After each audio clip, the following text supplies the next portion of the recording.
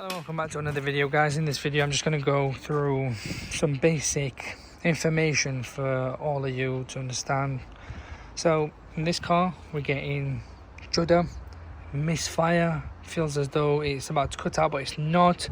It drives but then loses power with the coil light on. Engine manual light will also come on. It will lose complete power.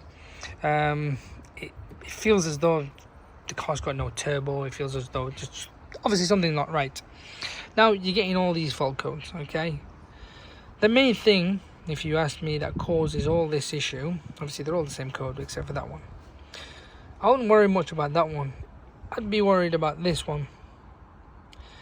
The high pressure fuel pump, that's what that is known as. Now in the 2-litre diesel, this is the 2-litre diesel, the way you can, there's like two fuel pumps, okay? There's one in the tank, in the fuel tank, and then there's the high pressure fuel pump, which is located here.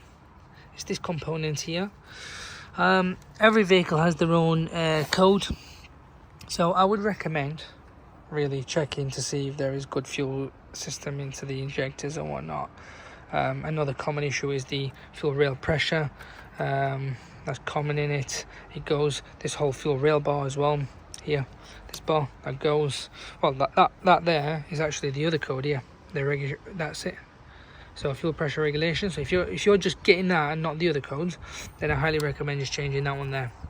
Okay. However, if you're getting that one, then I highly recommend you change the high pressure fuel pump. But again, get it all checked out to confirm that it is that.